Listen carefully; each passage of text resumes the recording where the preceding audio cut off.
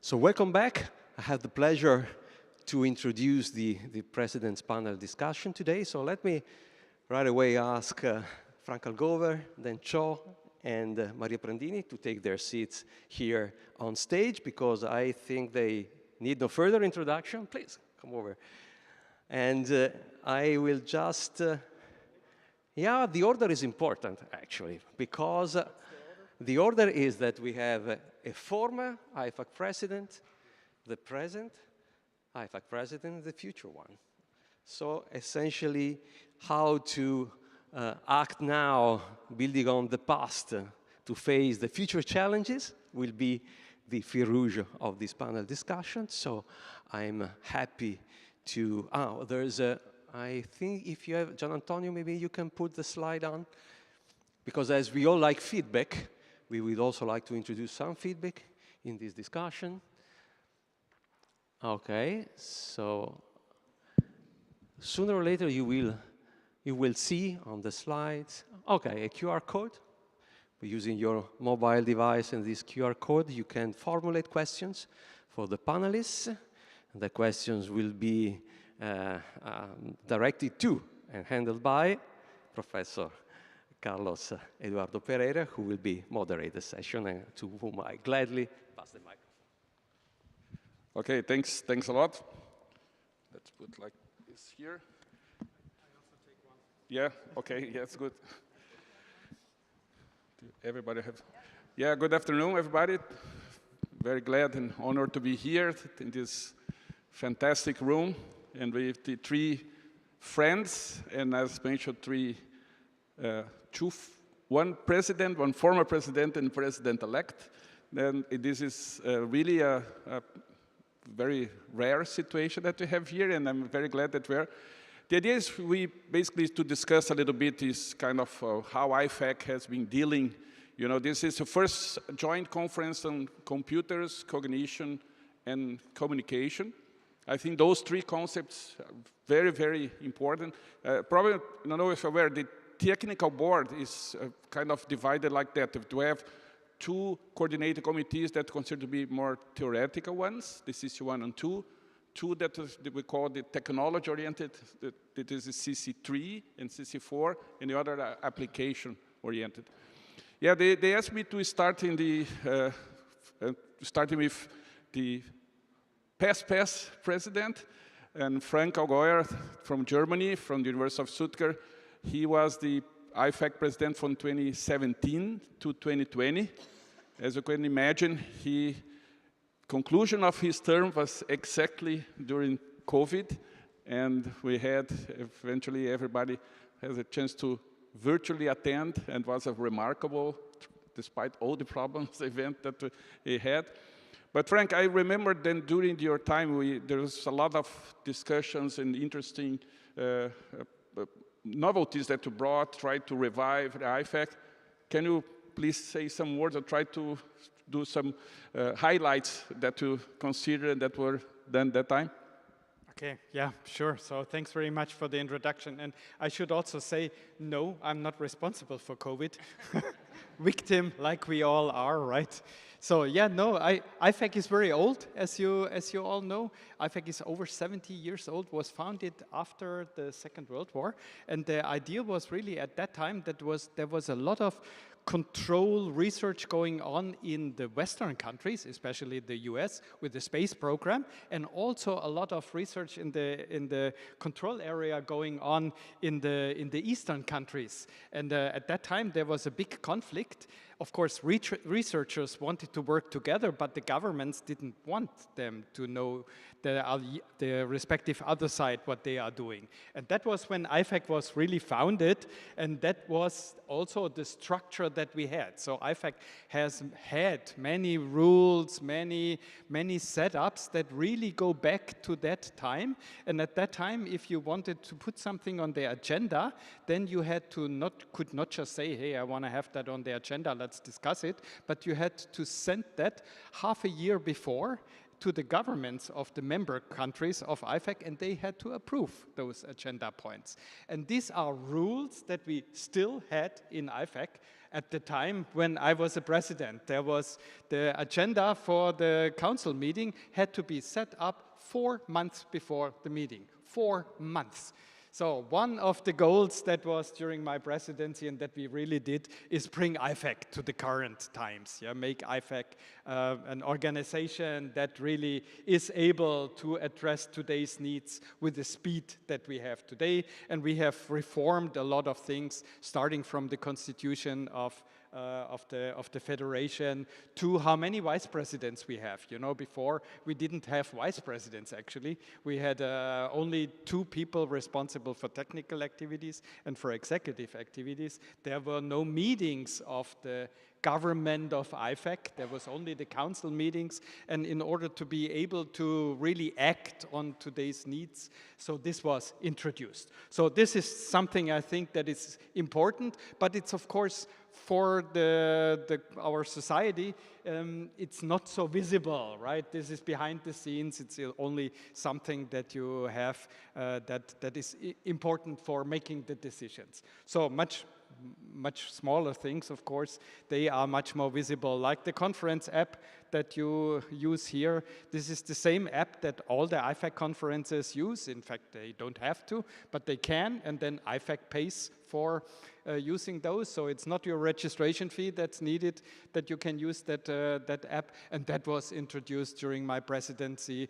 What you may know is the new Ifac newsletter. The young people only know that PDF version, but the older ones know still the printed version that was sent out. So that was something that was done during my presidency. So a lot of those things, the Ifac Activity Fund, the Distinguished Lecturer Program, so a lot of activities were introduced, but the most important thing is really bringing Ifac into the current 21st century. Yeah, and I think one thing is really like at Ifac is really the fact that this from other societies, basically it's like the United Nations, right? The countries are the national members, and the affiliation is for free for volunteers. That means if you're here, you're not yet Ifac affiliate, please be welcome to join the society. You don't have to pay anything. Select one tech committee you would like to contribute, participate, and I think that's very, very important. And like you mentioned, I think another thing that is in the structure, there's plenty of opportunities for you to engage, even for the young generation. We have, for instance, created also this vice chair for social media. We always say that the vice chair for social media should be some young generation, not us that should do that, because we really want that the Ifac can communicate very updated version to send the information to everybody.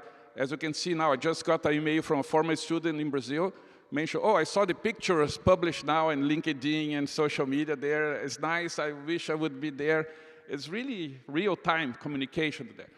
And I know, already, don't know, Dan or Maria would like to say something about this, I would say, pre-COVID area from Ifac, or that's fine. We can eventually move to the current president, then show. Then is from South Korea. That also shows another interesting thing. Ifac is truly international. It's right to see that we have conferences all over the world. All regions are really represented. I think it's very nice, this. And then also, I know him from a long time. I remember the one of the first conference that I went to, Ifac outside in Asia, was in South Korea, and he also was the IPC chair at that time of the World Congress, and now he's the current president, and also bringing a lot of I would say, new ideas. And please, then, go ahead, just to remind what you think is important now.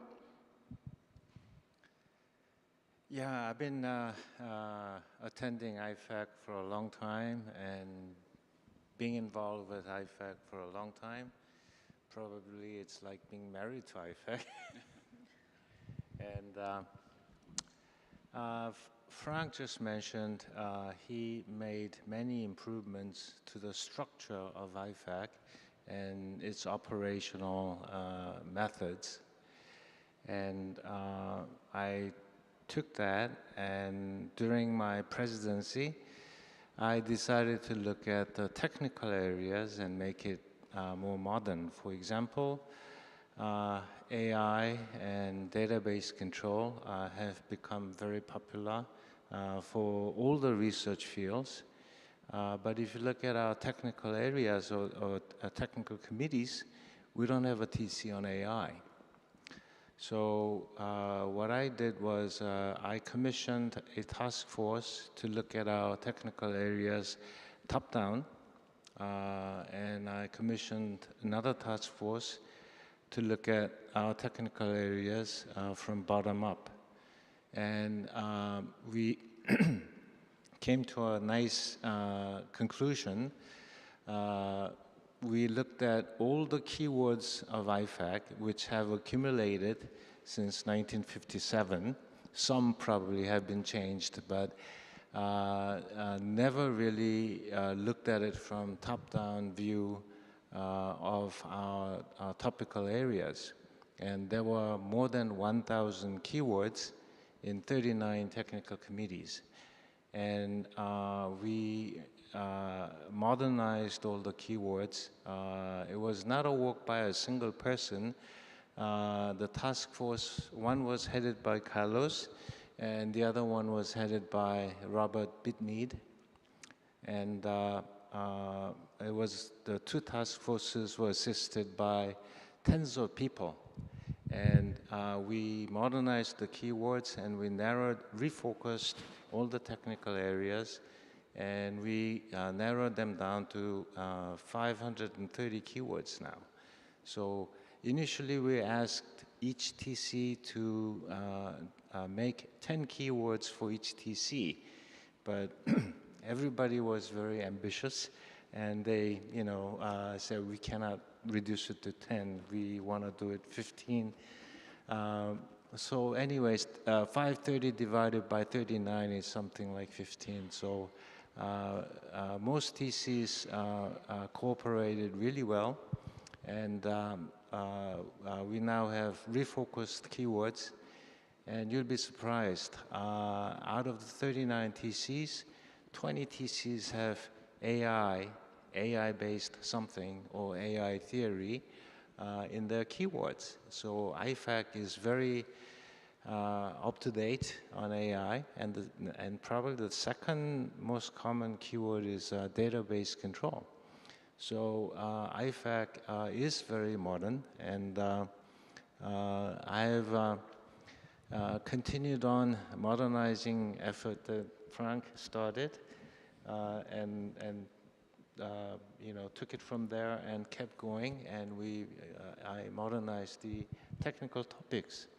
And I'll help Maria to continue on with this tradition. Yeah, and I think we mentioned before, one thing that is been done that I think is very important is, one example is this conference. I know, Thierry, that we followed this first joint conference of the CC3. I think it's probably the first one of the CC, as far as I know, that will be created.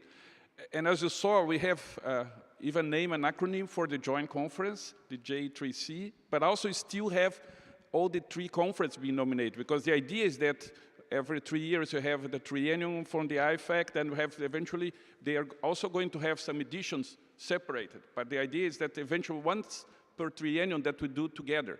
And I think my feeling, and later on I would like also to hear your opinion about that, is this is showing to be very positive. I think given, even now looking the best paper presentation there, we could see that what represented the three different conferences, but there are a lot of commonalities, complementarities that we have to address. And usually not be the case. If we would not be in the same conference, we would be talking separate about that, and really hope that by doing this together, we can really strengthen the CC, that makes stronger, we see more people, more connections, and so on. I think this is very, very important, and I think this is also a good result that we've been doing. I also mentioned that probably we can also do joint conference, not only within the one TC, but also across the CCs. I think we have, in this conference, also very nice idea of inviting the three presidents and give 3 keynotes. And I know that some of them will even kind of concerned what I'm going to say. It's not my community to some extent, but my feeling was that you can see even, and I think when Maria mentioned, and also as a remark from Dan, and also Thierry mentioned there about this, oh no, I am a theoretician, okay, but you have very good application in terms of energy. We are doing this. Together, we can really do, and I agree with Dan's comment, really make a larger impact in the society. Because if you look, the problem energy is facing us right now. It's really, this is not, we are not talking about possibilities. It's really real now with the electrification of cars, the whole thing, the distribution, the distributed generation of energy with renewable energy, with biofuels and so on. And this is really hot topics that we are dealing. The other thing, as Dan also mentioned, the AI is not being directly mentioned in one, but probably in all conference or all presentation we have at this conference so far, everybody mentioned something about the AI. But I think is interesting in this community here also, we are not considered AI as being there to replace human and to be the solution. We'd have to forget all the theory that we have. We use in one of the sessions that we have, the term is not to say that we are human augmented AI, but AI augmented humans. That means that the central part is really the person that is there. We are using AI as a tool that can help us in doing better job and combining that. And I think another thing, I'm glad to be here. I've been reading, because I had the chance yesterday to visit, to do a tour in the Bull Palace here. And then we learn, those that didn't have the chance, go ahead and do it. That's very, very nice. For instance, they mentioned the Elena Lucrecia Cornaro Prescopia. That is the prima donna laureata nel mundo. That was the first woman that has that title, that graduated in the world. And I'm glad that we have Maria Prandini, the prima donna Ifac president del mundo. This is the first woman that became Ifac president. This is also, for me, is also very important, really to show, because people like to talk about, and I think that show, and Maria, I think he confirmed that the women have a place. It's nice also to see in the finalists of have the diversity is one of the things that also was being pushed over the last time. Is even the diversity rules, IFAC really tried to be diversity, inclusive, and other things are important.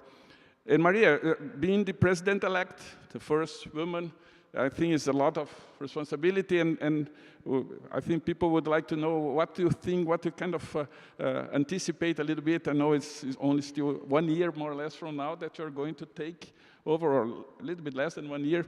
But what do you think? What's your perspective for the future?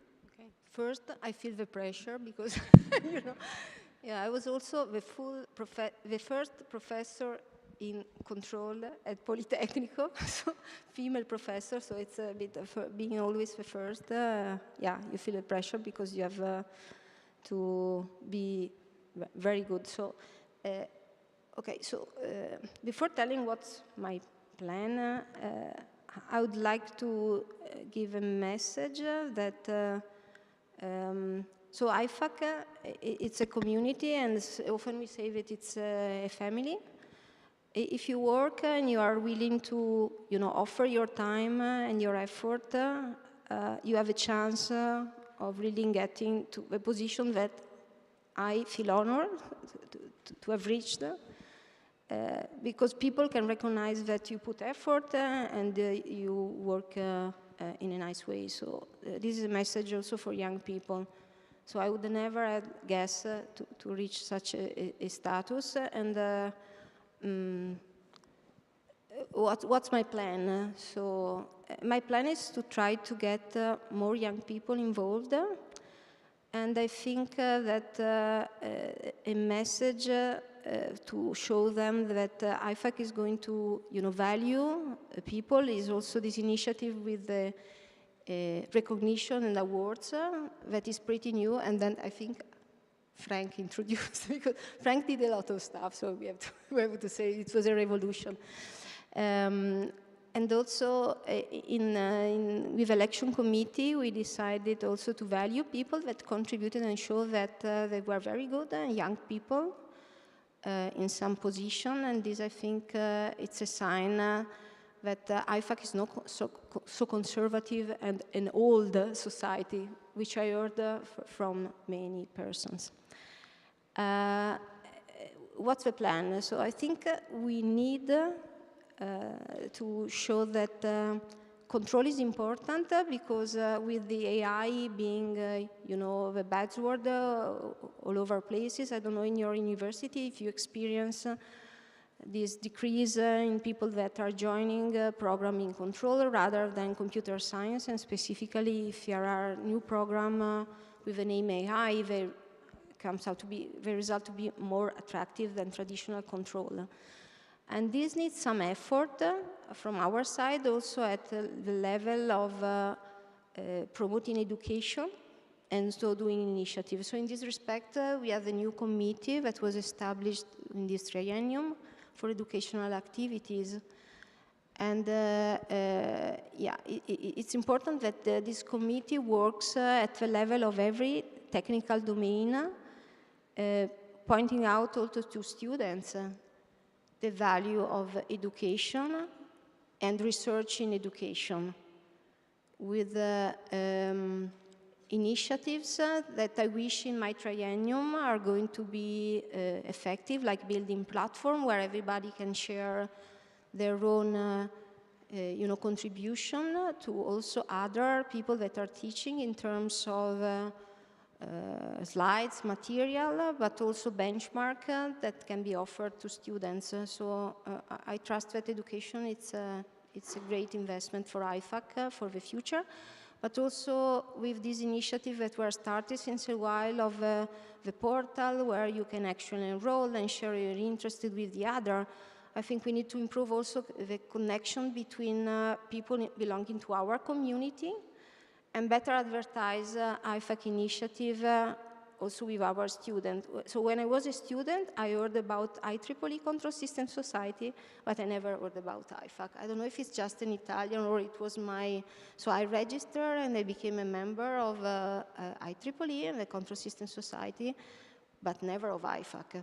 So I think we are missing the connection also at this level of, so also we should ask our colleague to promote it more. And so I think this is very relevant.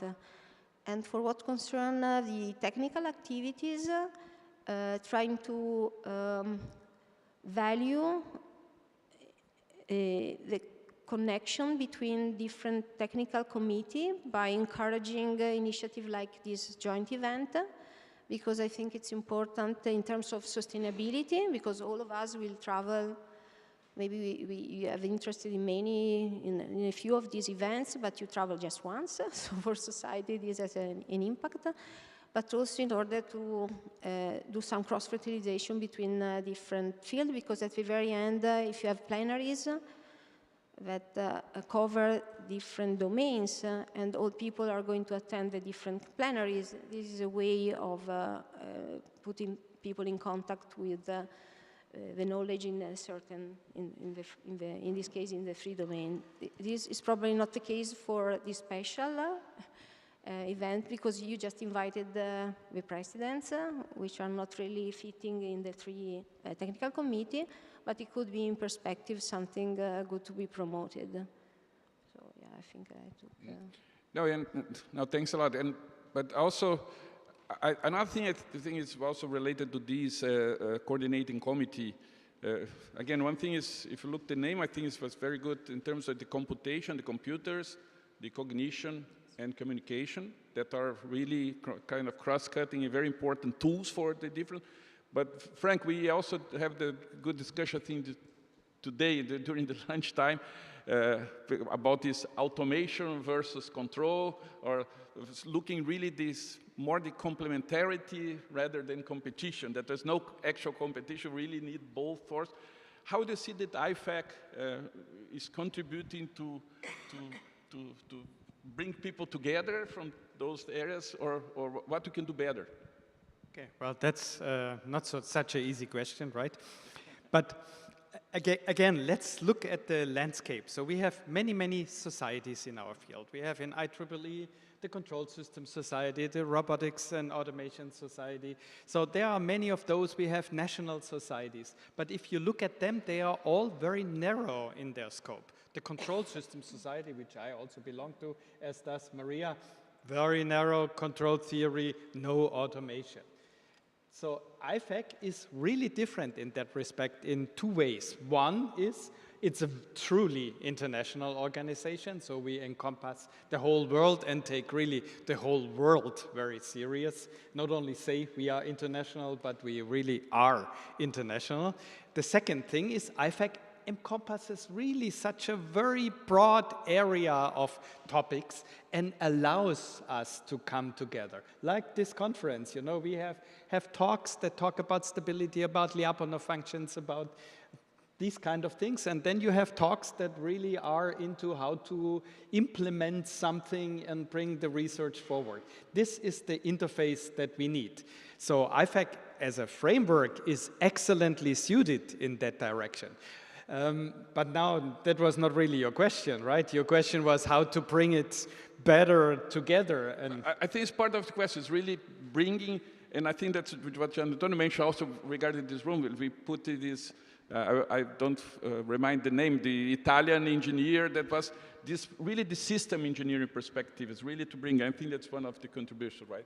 And that we have, like you mentioned, to have more comprehensive, because I agree if you look, the HP is very more focused on control, robotics, and so on, and you have here, if you have a manufacturing application, you need control, you need robotics, you need communication, and that is... Yeah. And what we are really observing is that those fields are not coming closer together, but they are diverging, right? So it's diverging in terms of people, that there is hardly anybody that really preaches those fields in a wide way, and also in terms of topics. You know, you are highly specialized. You will not understand the talks from the other community, and that is a real danger, because, you know, the control theory by itself, which I subscribe to, that's a great research field. But is it application important?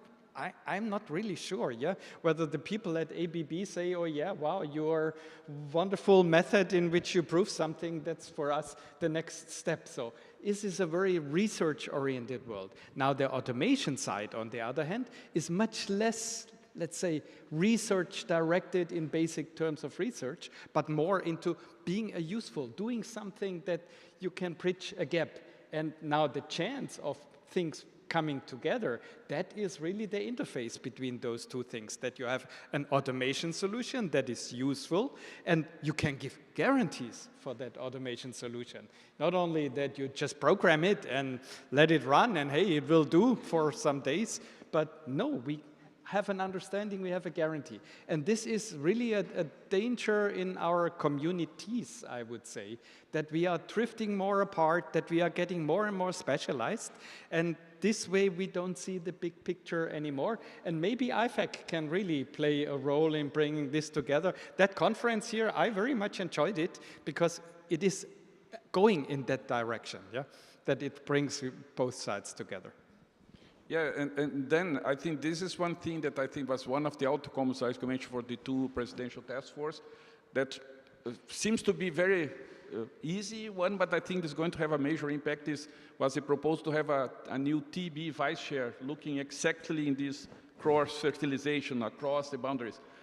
What's your perception? And I think also we did also very good work recognized in terms of mechatronics and robotics to revive there, but there are also areas that are very system engineering oriented.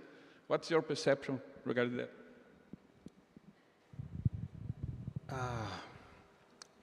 I think automation is misunderstood by a lot of people. Do you know the difference between control and controls? Does anybody know? Control and controls. Well, controls could be plural of different control theories, but controls also mean the switches and components that physically control. Like if you say mechanical, it's an adverb or adjective. But if you say mechanicals, it's a noun that is mechanical parts like gears and things. So I think automation is misunderstood by a lot of people. And I looked at the Ifac composition. We have 39 TCs in 9 coordinating committees. And I looked at the contribution of each coordinating committee in several World Congresses in the past 15 years or so. And the theoretical contributions is the biggest. CC1 and CC2 contribute roughly 40%. And the rest of the CCs contribute about 60%. Some TCs, CCs contribute about 15, some maybe 5%. But overall, Ifac has bigger applications than theory in terms of papers. And having all of them together at World Congress and being exposed to each other,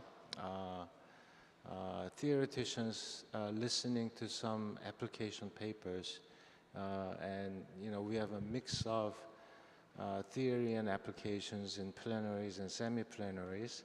So by different communities in a way, communicating with each other, I think is a tremendous benefit to each other.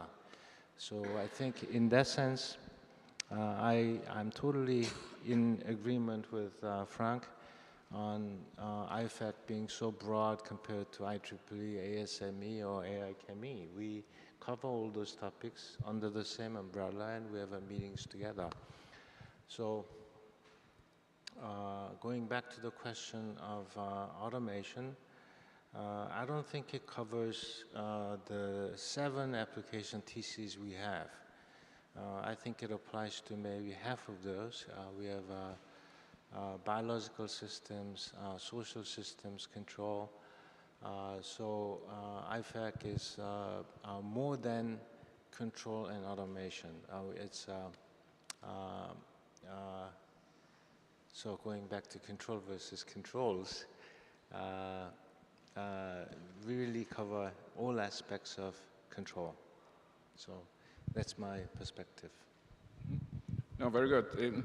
Yeah, Maria, one thing you mentioned about the young generation, so on, I think just to add, we had this education committee now that is the education board is the name that we have, really focused there. One thing is really to see if we can pay more attention to the education of, because I think more and more in terms of AI is a good topic, there's a lot of misconception there. It's really to see how you think that Ifac can really increase this relevance in this area over this education committee.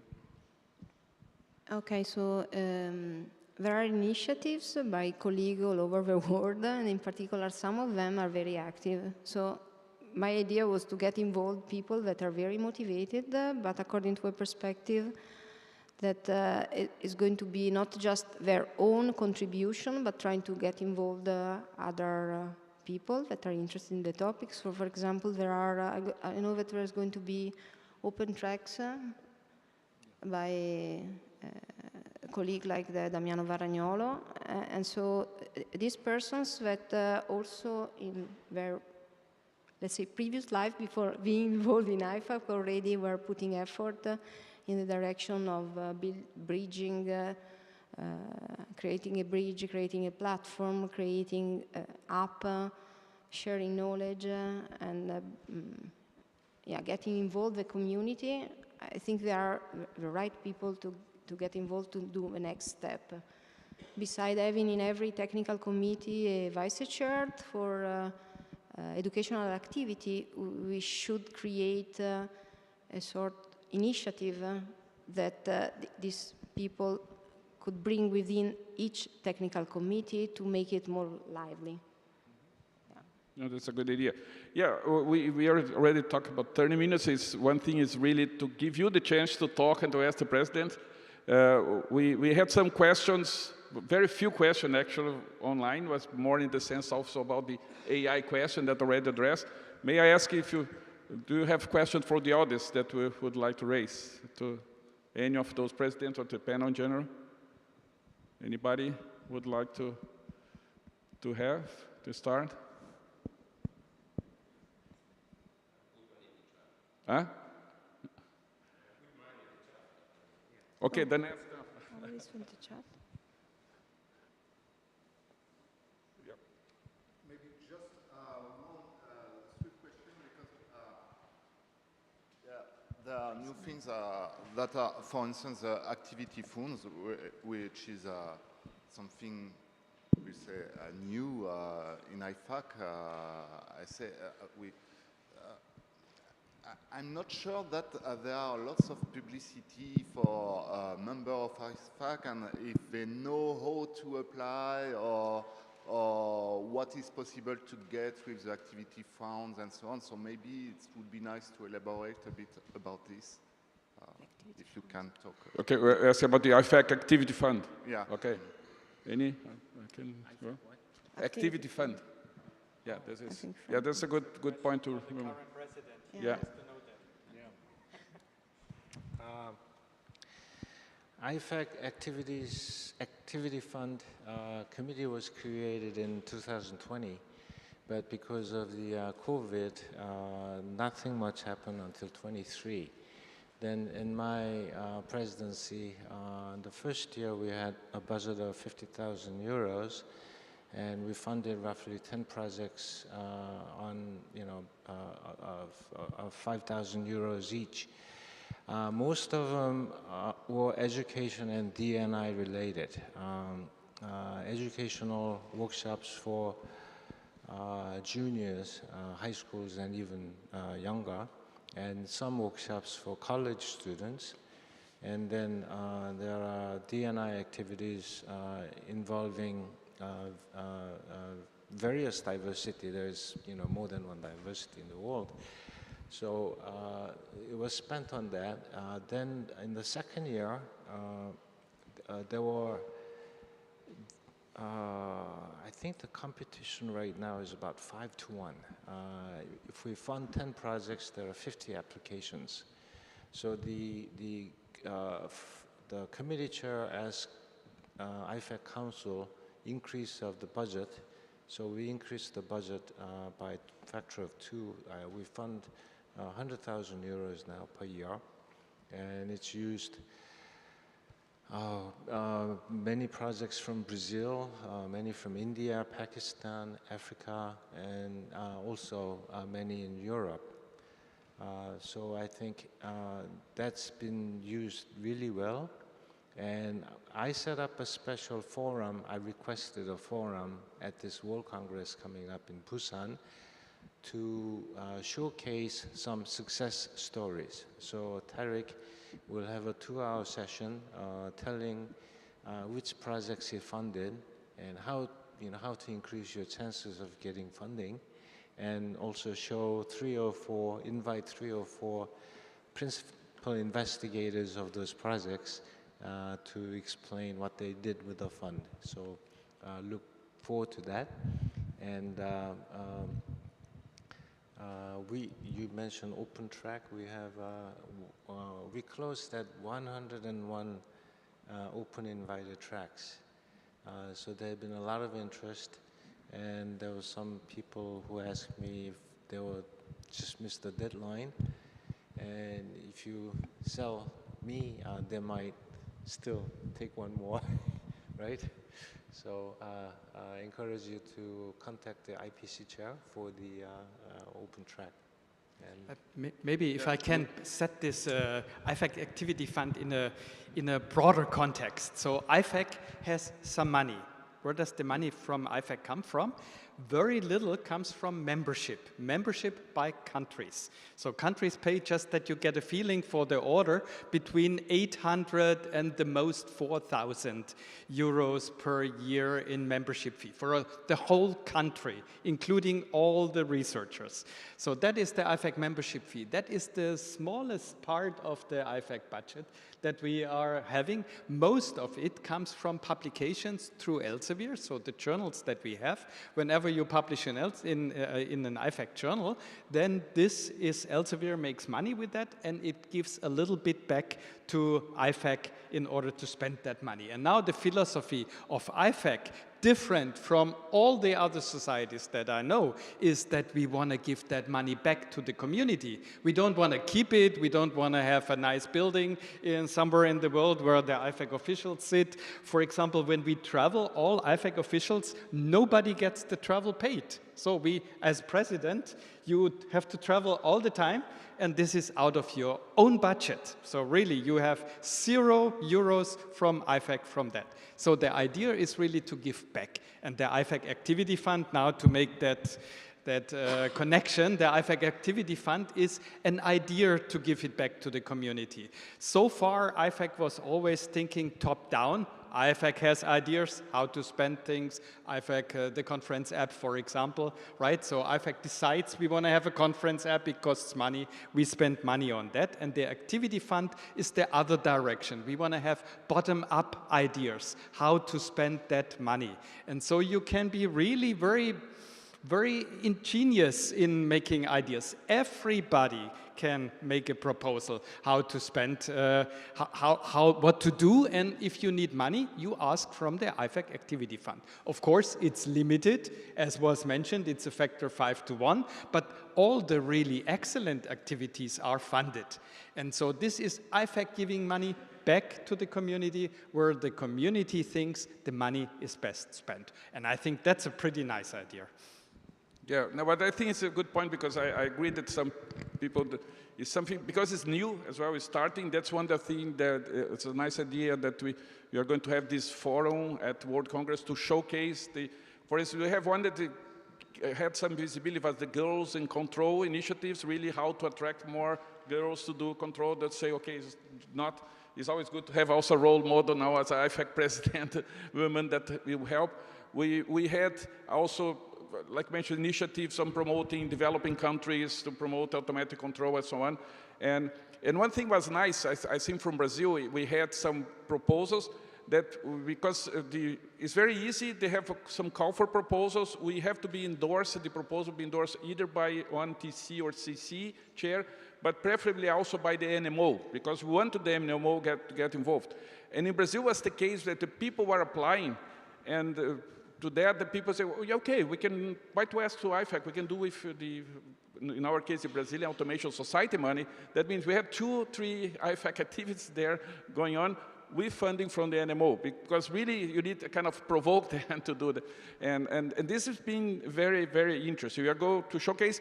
Sometimes we get the idea, oh, let's organize a workshop and we need money for meals and so on. And say, okay, that's not the idea. We can organize workshops within the context. Only if it's a really special workshop in a particular country or in a particular region that is motivated, but really, like I mentioned, open to new ideas.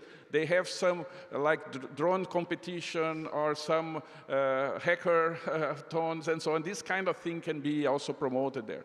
Another thing I would like to acknowledge is this lectures program, the Ifac, the invited lecture. We also have I think 10 professors that are selected per triennium.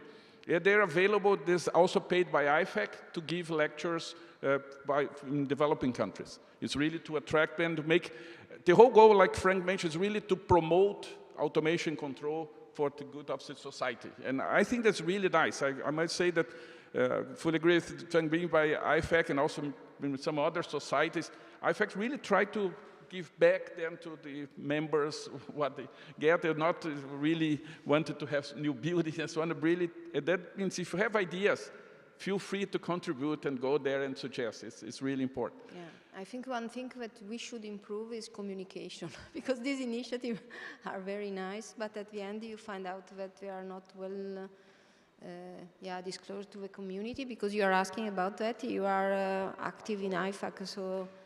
But we saw that there was an escalation in request, so it started slowly.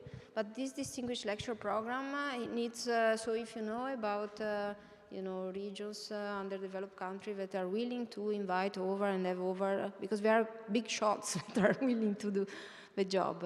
So it would be nice if you can transmit this information, spread it. Now, just following the remarks, I discovered, because I am also an NMO, I discovered that nobody is paid, even not the president for the travels. I discovered that 2 years ago. I am active in Ifac, I don't know, for 16 years. So I mean, communication, and I don't know how many people here knew that you all are coming with our phones, not the phones of Ifac. I really don't know how many people knew that. So communication is something, I don't know, activity phones, it should be on the website, I don't know, flashy, I don't know, it misses something about communication. And the question I have is for industrials. Which industrials knows that we are all working with industrials, right? We are all individually in our labs, but how many industrials know that Ifac exists? ABB, apparently, yes, because they've seen a lot of things at the ASS, but I'm not sure that, I don't know, if I take Renault in our country or whatever industry, they know that Ifac exists, or they know that Ifac could help them in some of their problems. Yeah, Mayor, I think I can address this. One thing I was involved in, we have created also the industry committee. There it was, initially was a kind of ad hoc committee that was created, of course then with people from industry. And one interesting outcome, they have several. One is, there was even some publication in terms of how to connect theory and practice, why to make industry relevant.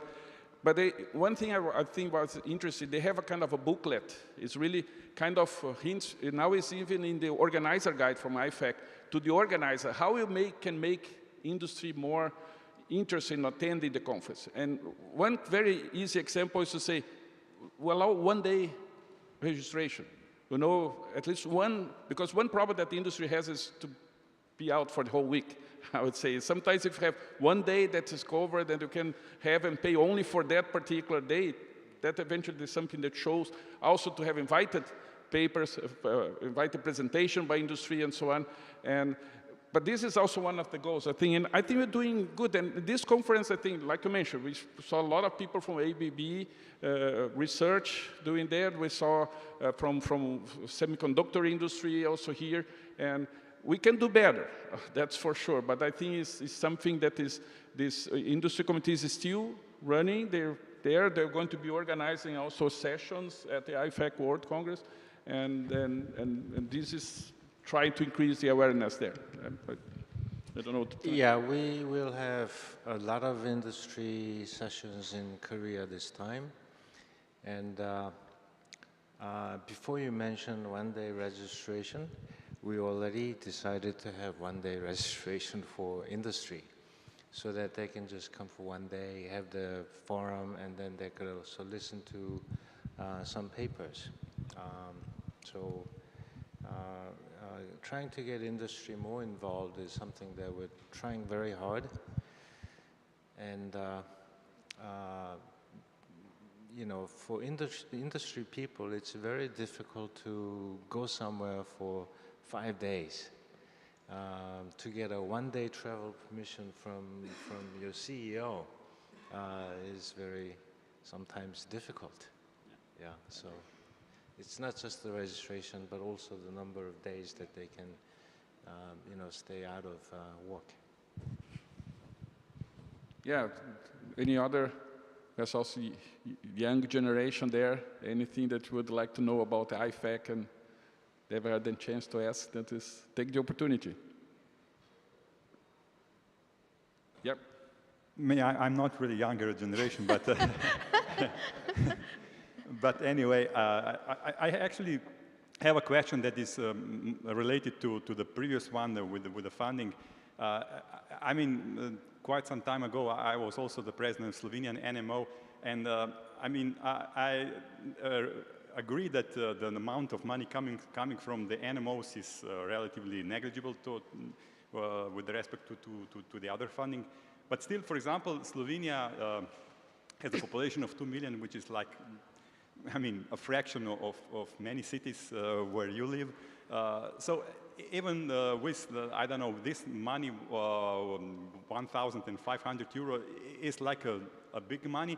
But on the other hand, everybody of us can actually come here with our funding that comes from the university. So it's much easier to pay like additional 50 euro from your registration fee, or I'm just saying a number here, than actually going for the money which is like more like almost private society. And I mean, I think it could be a better idea to reduce this NMO's money. Of course, I know that actually Ifac is organized as a member, like a big number of members, but still I think that this could be somehow improved, I guess. So yeah. I mean, some very small societies struggle even with this small money, because I think that the ratio between the smallest and the largest is like 1 to 8 or something, or 1 to 6 even, and it does not actually go into the numbers of population. I'd say that's a very good question. Also, it's a good thing it's already communication venture, because we have and we are going to hear. We have, Ifac did something very good. Frank, would you like to? Yeah, well, so I'm fully with you. And I fully understand that, and you know, you are still from a rich country, and there are many countries who are even much poorer than that. And for them, this money is an issue, and plus how to collect that money. But Ifac is aware of that. So the philosophy of Ifac is really not around money. So it is by the society, for the society, and money plays really only a secondary role. We need money for doing some things. That's why we also, that's another initiative that was started during my presidency. We started something called the affiliated member organizations. So normally, if you are a full member, it's a national member organizations. You have to pay a membership fee, but you can also be an associate member organization. And if you're an associate member organization, then the fee is 0. Really, 0. You are still involved in Ifac, and you get all the information. People from your country can participate in everything. There are a couple of things that you cannot do. You cannot host an Ifac World Congress or something like that, but I guess that's also those countries don't want to do that. So money is really only secondary. The reason for the money is what Maria mentioned before, which holds both on a personal level as a country. If you don't pay anything, you don't feel affiliated, right? So if I pay my yearly membership with IEEE, even so I dislike so many things they are doing on the IEEE level, but I still feel associated because I'm a member, a paying member of IEEE. Hey, for Ifac we don't have that. And that same holds on a country level. If you have an organization that gives some money, and the amount should not be the crucial thing, you feel associated, you feel responsible, you want to contribute, you appoint somebody who is your representative, you think about whom to send to council, and so on. So it helps a little bit. But money should not be the cause. And for countries that have difficulties bringing up this amount of money, hey, you can have it for free.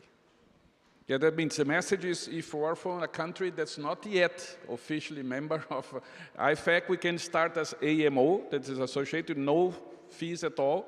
We have some restrictions, as mentioned, we cannot organize a World Congress or something like that. We even have also a reduced fee NMO as intermediary if we wanted to say, no, I want to do more. And one thing also that's interesting, because I would say you can start at AMO, and you have a group of people working automatic control, if you have a venture society there, then we can even talk to some NMO who is going to put together a proposal for you to organize in your country, for instance, one Ifac event. And this is a big opportunity. We use a lot that in Brazil at the beginning. Almost every year you had one of those conferences bringing people from abroad, knowing the people, and so on. And I think that's very positive in the sense of growing the community there. But again, this has been, like Frank mentioned, started in and he was 2017 to 2020. I think 2020 to 23 was already in place. Now it's in place. That means it's really possible there. And I have to decide if continuing it. Yeah, no, that's good, yeah. May I slightly change the topic? You know that I wanted to make this question, and I'm going to do that. I want to go back to the theme of AI. Now, and we know that AI is basically considered a discipline in computer science. It is actually in the books, you find AI is an important part of computer science. Do you see this as a threat or an opportunity for our community? Because this is, I think this conference is really at the convergence of areas, and probably AI is one of the points where convergence is more important. Also, AI is one of the hype topics that are used to attract people or to raise attention on what we are doing. So what are your thoughts about it? Is this a problem that we have to deal with, that is typically considered a computer science discipline, or it is an opportunity to, to have a broader audience, to get to new opportunities in terms of application or the like? This is a question for all of you, so. Who wants to start? I can start.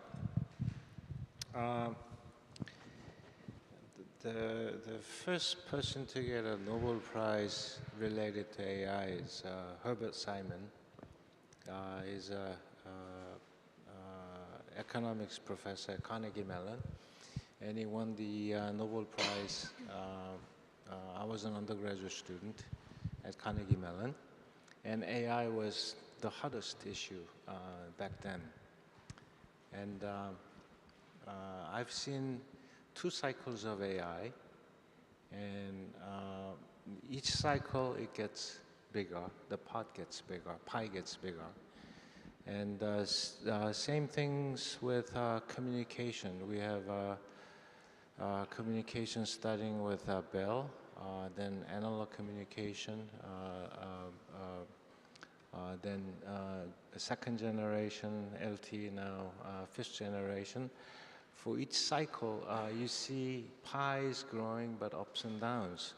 And I think AI will experience that also, except this time, it's just the pie has gotten really big. And for us, it's not a threat. I think it's an opportunity.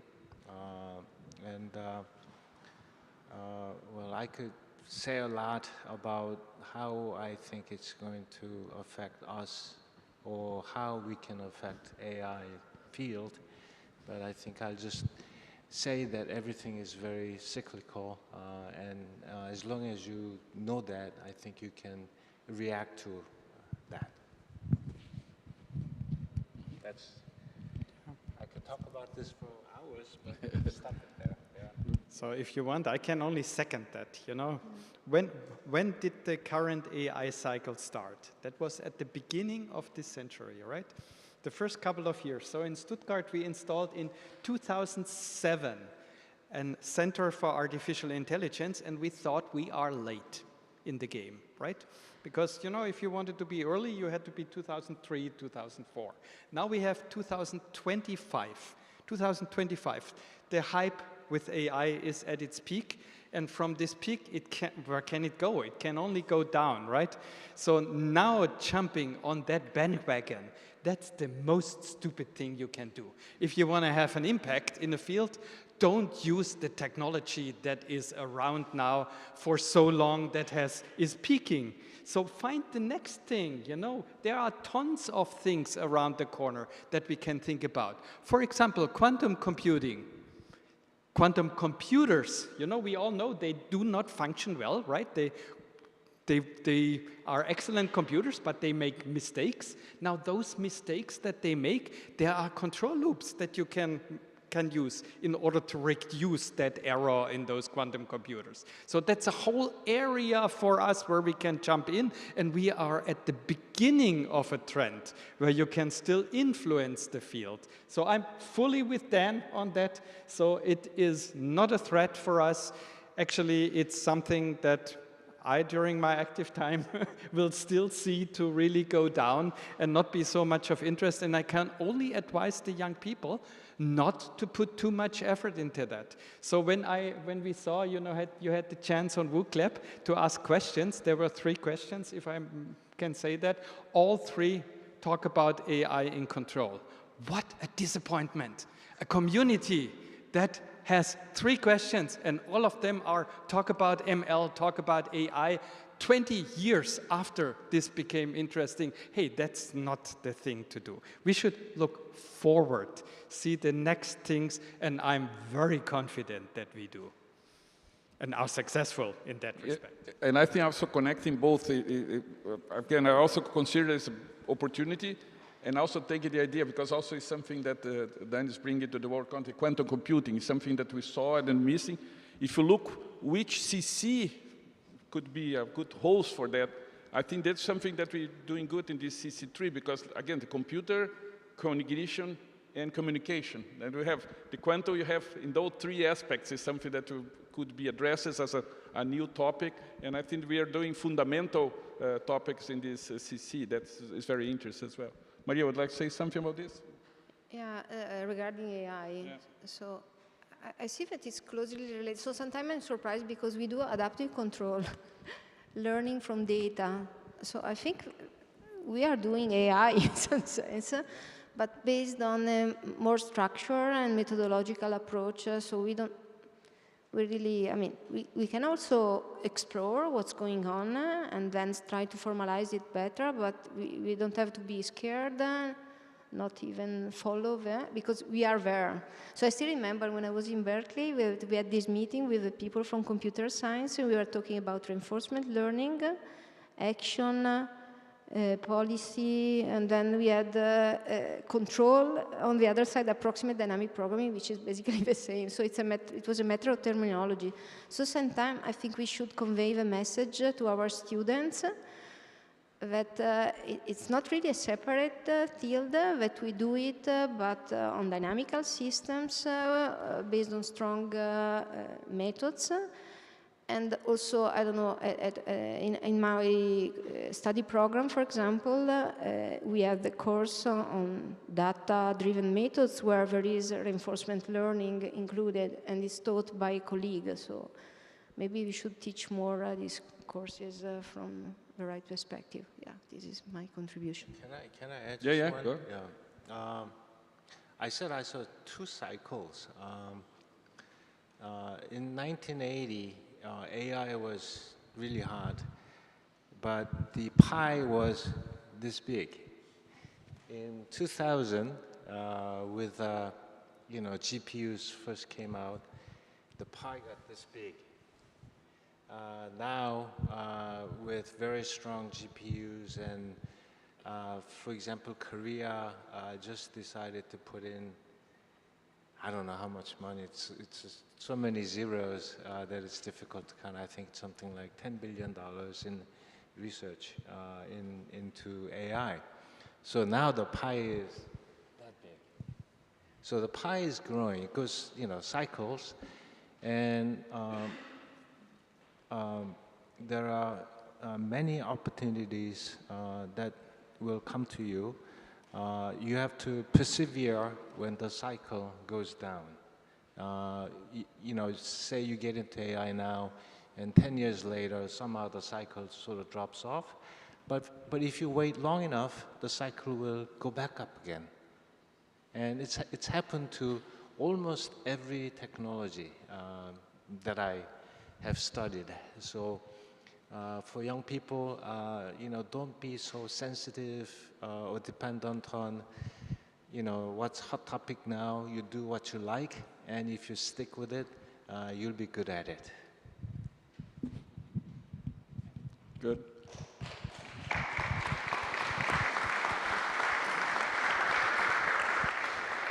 Mr. Chairman, how are we doing? How much time we have? Some more questions? Okay. Yeah. Thank you. Ifac emerged out of a polarized world. End of the World War and also the Cold War. How Ifac will face the future if it will be a more polarized and limited flow of ideas, people, how this could impact Ifac in the future? Considering that we will maybe face a polarized world in the future. Because it's so close to the microphone. Yeah, it was difficult here, but I think it's more in the sense that the world is becoming more and more polarized, and with the whole economic situation, sorry. and as we are international, how can be affecting Ifac, or how is going to deal with this situation? Yeah, but you know, it's the people. That's the answer, right? So Ifac is not a definition of Ifac, but it's the people. And we are so many highly intelligent people of all age groups and of all genders and other diversity dimensions. So I'm pretty sure we can adapt to almost everything, and we will adapt. You know, the control field is a very old control field. It's over 100 years old. Actually, if you look at technology, it's even older. And it has adapted itself because feedback and the systems thinking is something that is very fundamental to many things, really to many things. And so we will always have an importance in this world, and there will always be people who realize where you can do something and with what methods and with what tools you have. So it's the people, it's you.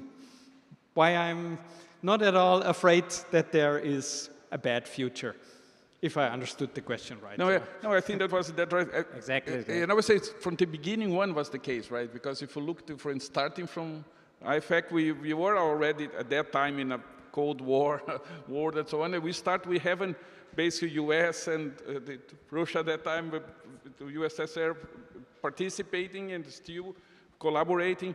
And I think I agree with Frank, although we talk about NMOs, it's not political really related, it's very technical in the sense, and we see that people, the diversity that we have as a contribution to do it.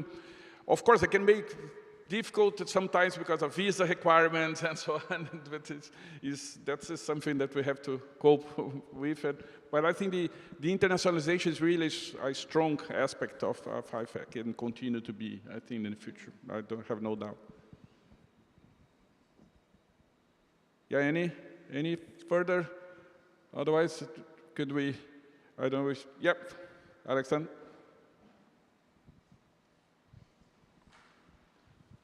Sorry, but I feel I have to bring a different position, Frank.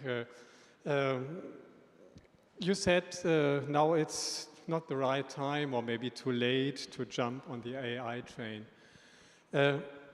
Of course, we have done AI decades ago. Now, my first patent application on agents is 25 years old, roughly.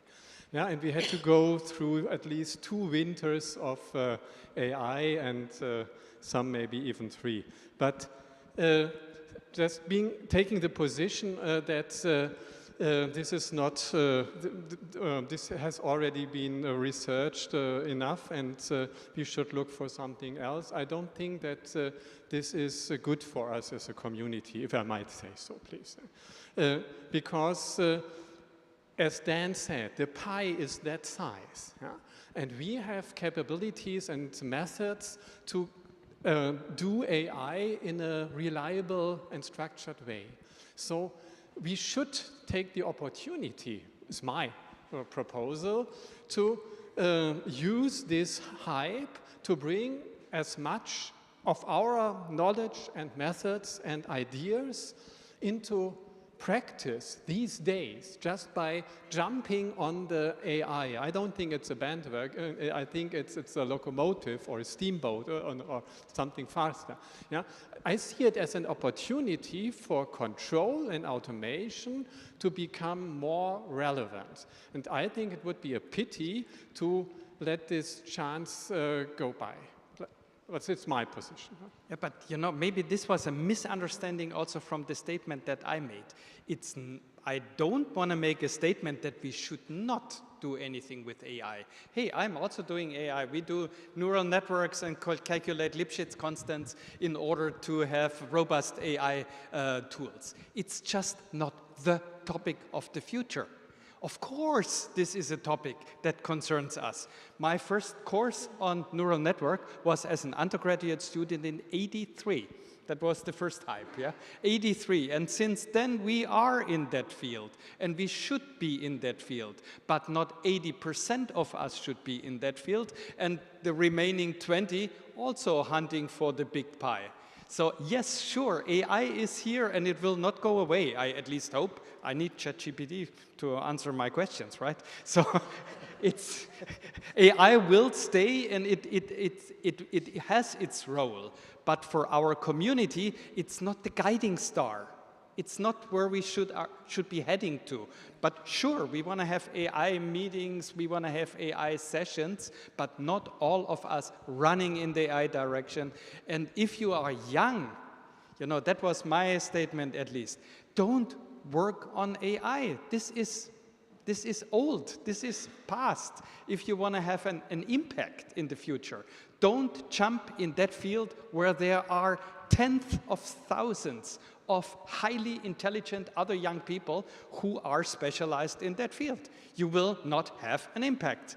Choose something else, and then you can have an impact. Thanks for the clarification. Any other questions? Yep. Just following on from the AI theme, obviously IFAC has a role to be leaders and lead and guide the community. Clearly, one of the biggest challenges of AI at the moment is the ethics of how it's used to support research and everything from publications to actually maybe falsifying results. So my question to the panelists, what role do you think IFAC has in sort of providing advice and principles for the community in that direction around ethical practices in relation to control and the use of AI in our field? In terms of using AI for publications, I think we have very good guidelines because our papers are published by Elsevier and we follow their guidelines. So I think we don't set our own, but we go pretty much with adapt Elsevier's, and we stress not to be using AI in reviewing, for example.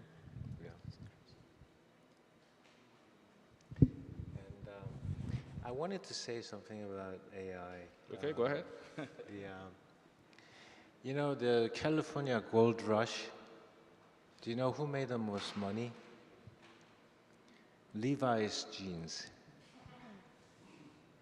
Because everybody had to wear, they were putting hammers in their pocket, and it's heavy, so it wears off your pocket. But Levi's had rivets on their pocket, so you could wear it longer. So everybody wore Levi's jeans. In this AI, who's going to make money? This is not from me. This is something I heard.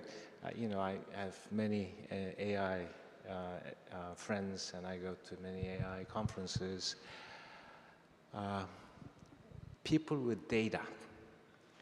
Google has been collecting data for tens of years now. So they are strong in AI because they have physical data. And I think some of you listened to my keynote speech on Monday.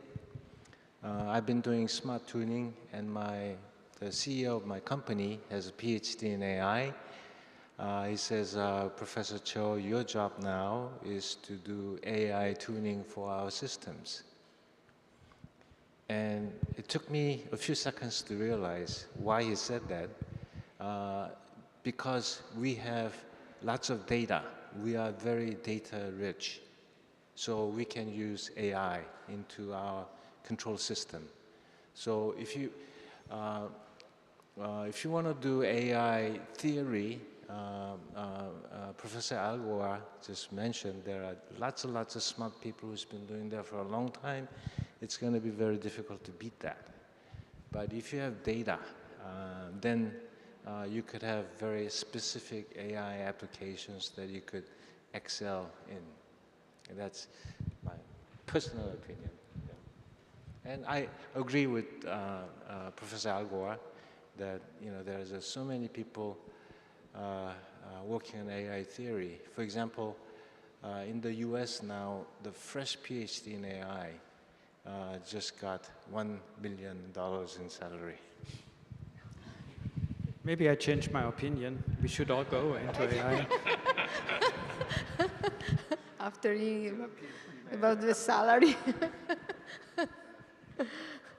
Yeah, but in the direction to mention, I think it's interesting, like I mentioned, I was so part of this committee as chair of the technical board, also with the chair of publications one, to address, because we had some issues regarding this, people complaining about, okay, my paper has been reviewed by an AI agent and not by a person and so on. And we came out with, together with Elsevier, that is the publisher, with some guidelines, more or less summarized like that. If you're writing a paper, you are allowed to use, as you do explicitly mention the AI. Okay, I use AI for this picture, I use it for doing the literature review or this part and so on. Of course, if you write a paper with ChatGPT, then you have to write this paper was written with ChatGPT. That is basically, some people really claim that they should put ChatGPT as a co-author of the paper, but then Elsevier said that's not possible. And regarding paper reviewing, there's more strict, because sometimes in order to have this review, you have to upload the paper. Then you have IP issues that you have to cover. Then also Elsevier has some rules that basically are following. What they have is available there. I think it's even now it's in organizers' guides, because that affects our conference and to organize, because we're publishing proceedings and so on. But this is being done like that. And I also would like to mention one thing is usually people don't know, we have one of the coordinating committee, the CC9, is a very special one, because this is also one of the outcome of this, what Dan mentioned, the top-down approach for the technical board, is that looking for the future dimension, Ifac has to make more visible the impact of automatic control for the societal impact. And what Enzo asked about this, we have even one committee that talk about international stability, really using theories, stochastic systems, and so on, to be able to anticipate problems. And guess what? There were some very interesting results sometimes. There, the CC 9.2 is talking also about societal impact. And there was one talking about topics like social energy, social transportation for smart cities in the sense of, and they're really interesting. At the beginning, you can think, okay, they're very exotic for the community, but you see that's more and more, and I think I really suggest you going to the World Congress, try to participate in one sessions organized by them, and we are asking them also to do some session together with other TCs, because really I think, again, there is a lot of opportunities for contribution there in this area, that basically, to question also ethics and also bias in terms of the Ifac. We really have to consider that not only a black magic, black box that solves everything, but really to be critical in the sense of looking the properties, like you mentioned, robustness, and all the things that we want to ensure that they're doing properly. Like, you know, the cars, autonomous cars, I really want to have, be sure that the system, and you see that's not yet the case. We saw a lot of problems there. Good, yep. Just the last one. Okay. Because what you said is exactly one of the things that I noticed when I looked at the name of the conference, you know, is computers, cognition, and communication, and seems to be exactly the technologies that fit the society 5.0 scenario, where one of the pillars is human centricity. And automation is traditionally considered as something that takes the man out. Okay, so we took the jobs off, with the black factories. Don't you think this is one thing that may be sort of a flagship application for the future, and where Ifac, I believe, is really strong, saying that this is the kind of automation that is essential for bringing the man back at the center of the attention. Yeah, so I fully agree. You know, this is a core area that we should all be aware of. Whether we need a flagship, you know, one flagship, I'm not sure. We are much better off if we have a couple of flagships. How do you say in English? Don't put all your eggs in one basket, right? So you should be more robust in our language, yeah? So not only one flagship, but definitely it is a flagship. And I see a lot of potential for this field. Any comment on that? No? Like I said, at the beginning of my presidency, I looked at conference data and participation data from all the CCs over the past 15 years. And I think CC3 can be and should be twice as big as it is now, based on my data. Yeah, that's true. It's really something intriguing sometimes, but I think it's when you look for computer science, and I know because I also teach both in computer science and electrical engineering, I would say the major difference we have now is really we have to look at the whole math that are usually the people, and I think there's a problem sometimes by the education that we're giving, try to get rid of this, okay, well, the people don't like, it's too difficult, and so on, and I think that they're missing some abstraction that they need also to prove properties and so on, and I think it's, but I agree, this is one of the CCs, probably the one that would be more attractive to host all those kind of keywords there. Yeah, I think if probably we are right in time, I would like to thank you. This was a great opportunity here. I kindly ask you to give a big round of applause for all the president.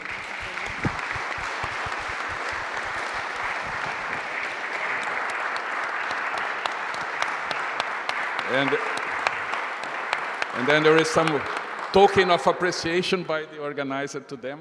Yeah. Thank you very much. A present, a cake, hopefully. No. Be careful. It's fragile. Thank you. Yeah, just a really small token of appreciation for the great contribution to the conference. I mean, the team was past, present, and future. I'm happy that we talk more about the future than the present and the past.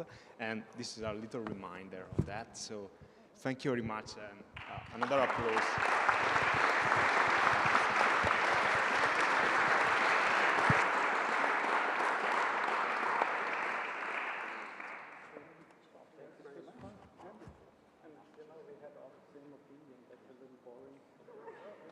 Even that is